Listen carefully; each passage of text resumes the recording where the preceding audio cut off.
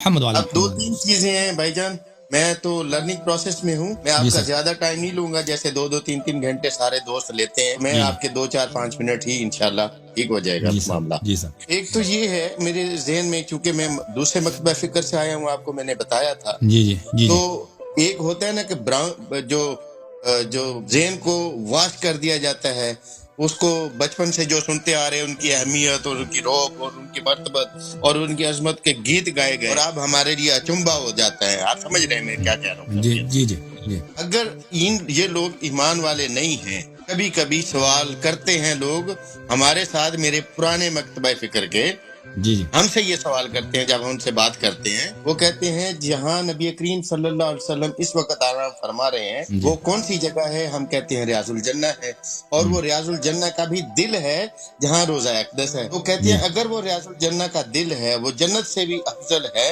تو پھر یہ ہستیاں اگر آپ کے مطابق ایمان والی بھی نہیں ہیں، جو نو ابو بکر و عمر، تو وہ روزہ رسول میں نبی کریم صلی اللہ علیہ وسلم کی روزہ کے ساتھ ان کا کیا بنتا ہے؟ پھر تو ان کو عذاب ہونا چاہیے، اور عذاب تو جنت میں نہیں ہوتا. یہ ہمیں سوال کیا جاتا ہے.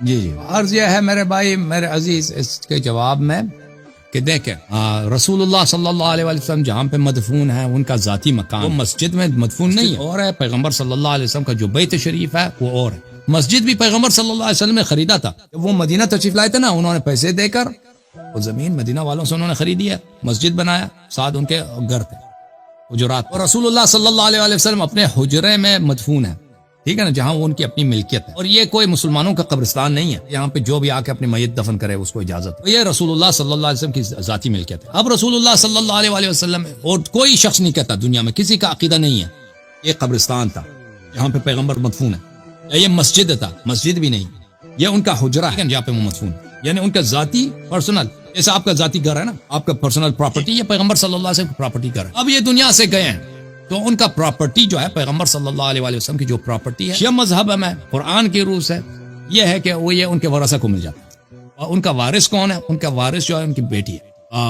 حضرت فاطمہ زہرا سلام اللہ علیہا.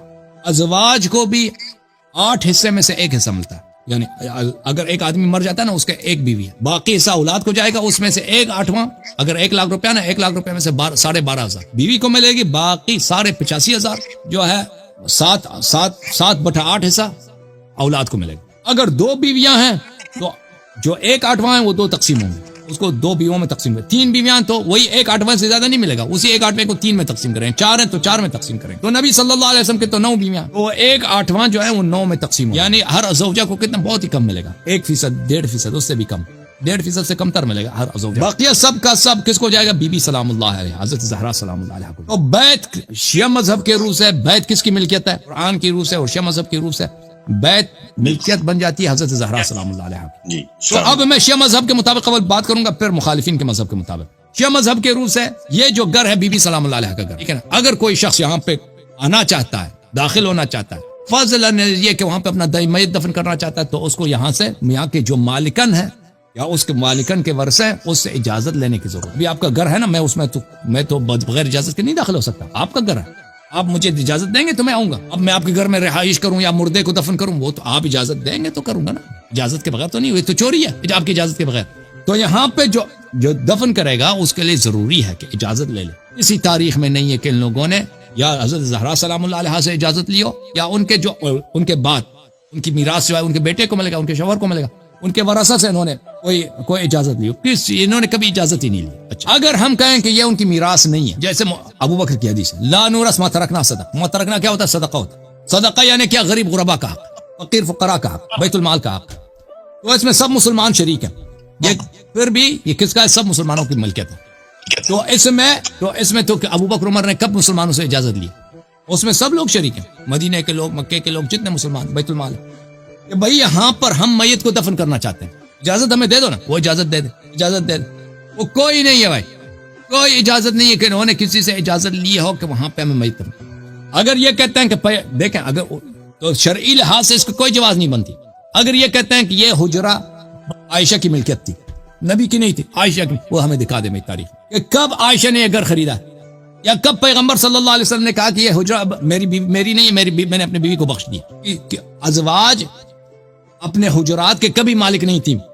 ازواج جو نبی صلی اللہ علیہ وسلم کے ازواج تھے وہ پیغمبر کے گھر میں رہتی تھی. سمجھ میں آیا بات آپ بھائی صاحب؟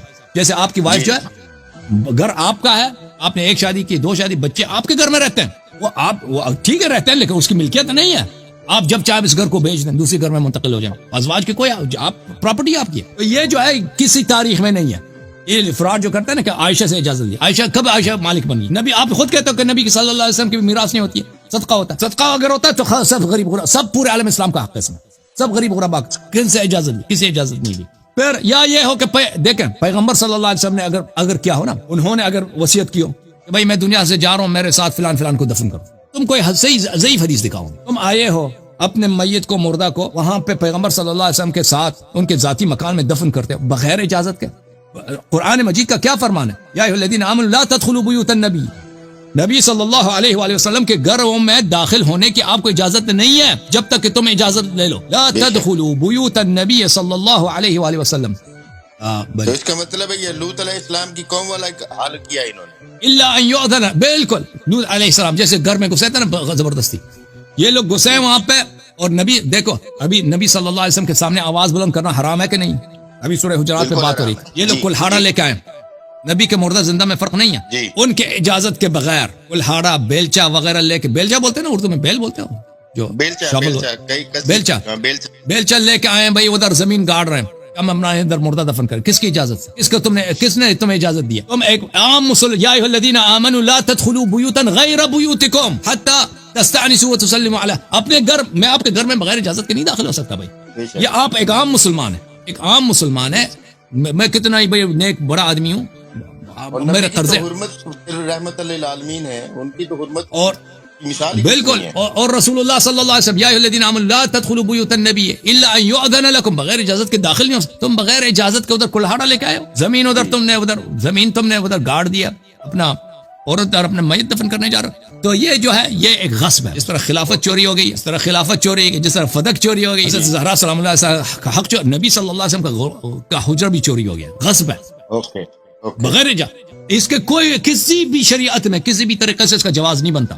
اچھا, ان کے پاس کیا جواب ہے؟ جواب یہ کہیں کہ امیر المومنین علیہ السلام نے تلوار کیوں نہیں اٹھائی؟ تلوار نے کیوں نہیں اٹھائی؟ او بھائی, امیر المومنین علیہ الصلوۃ والسلام کس بات پہ تم کہتے ہو تلوار اٹھا دیں؟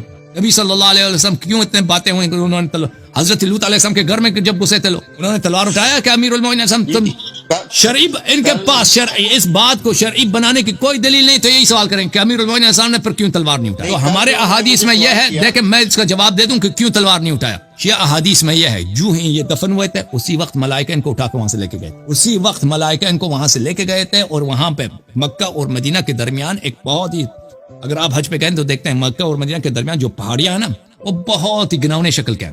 وحشت, ان کو دیکھ کر آپ کو ڈر لگتا ہے. سیاہ رنگ کے پہاڑیاں, اس میں بندر بھی بہت رہتے ہیں, آپ نے دیکھا ہوگا. ایسے ہی ہے جیسے بندر, بارش بہت سخت منظر ہے.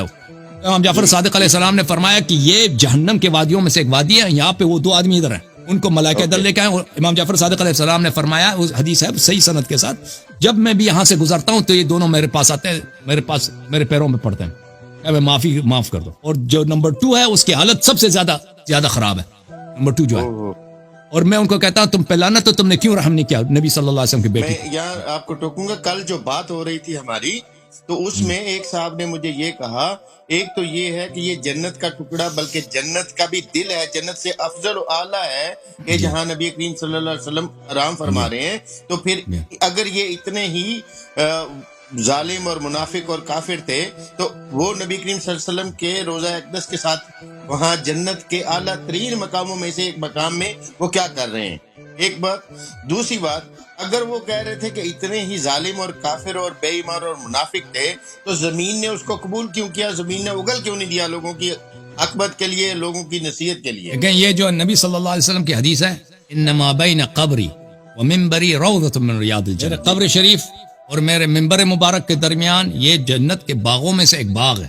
یہ حدیث شریف ہے, ٹھیک ہے نا جی. تو یہ اپنے حیات میں بھی باغ تھا, یہ جنت کے باغ. اس طرح نہیں کہ موت کے بعد ہے, ان کے حیات میں ادھر کافر بھی آتے تھے, اسی جنت میں کافر بھی آتے تھے, منافق بھی آتے تھے, بے دین بھی آتے تھے, اس سب داخل ہوتے تھے, ٹھیک ہے نا. تو اگر یہ کہتے ہیں ادھر جنت میں کیسے داخل ہوا ہے, یہ اس کا تم کیا جواب دو؟ اگر وہ نبی صلی اللہ علیہ وسلم کے حیات میں اگر منافق داخل ہوتے ہیں، خارج ہوتے ہیں، ادھر آ جاتے ہیں، اب بھی تم شیعہ کو کافر کہتے ہو، اب بھی شیعہ ادھر جاتے ہیں، ادھر اسی جنت میں جاتے ہیں، ہم اسی جنت میں اتنے نماز پڑھی ہیں۔